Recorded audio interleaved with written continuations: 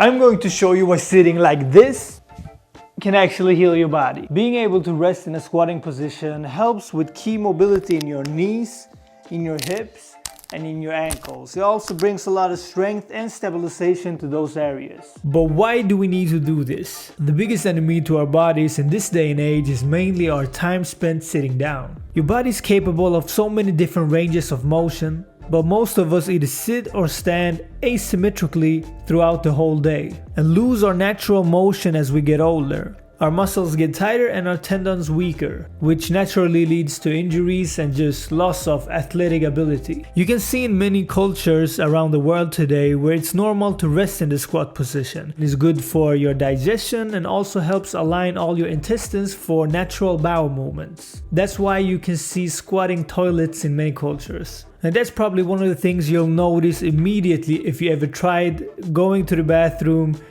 on a squatting toilet or just out in the wild, that everything just runs through you smooth. And you're typically not forced to sit there for extended periods of time like we are in our modern day toilets. This actually reminds me of the time I was in Iran. I've been like holding myself for like 2 days because I really didn't want to go to the squatting toilet. I hated it. But then I had to go urgently. I ran in, did my thing, and everything just passed through so smooth and it felt so good. Then I stood up just to realize that I missed the whole target. Anyways, sitting in a squat decompresses the spine and relieves the lower back. Breathing in a squat also forces you to take deeper breaths from your diaphragm, expanding the rib cage, which can have a calming effect. It's normal to feel tension in the beginning if you're not used to it, especially in your ankles and tibialis, but you should not feel pain, so just keep that in mind.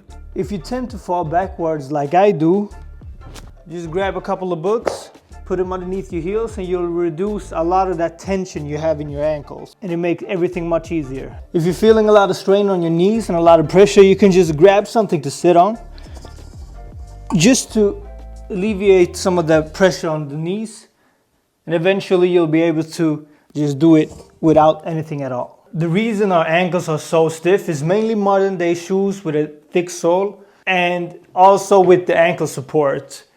We're simply not using our feet the way they were intended to anymore. One way to reverse this is to walk barefoot a lot more on grass and on even ground, or even when training in the gym. You could also use so-called barefoot shoes. For example, here you got Richard Jackson 7624 started walking barefoot when he was almost 70. And he says that he got no more heel pain, no more foot funk, I don't know about that. It's no more hip pain. And that's just one of many stories. And here you got Drum 300 and Sumiak.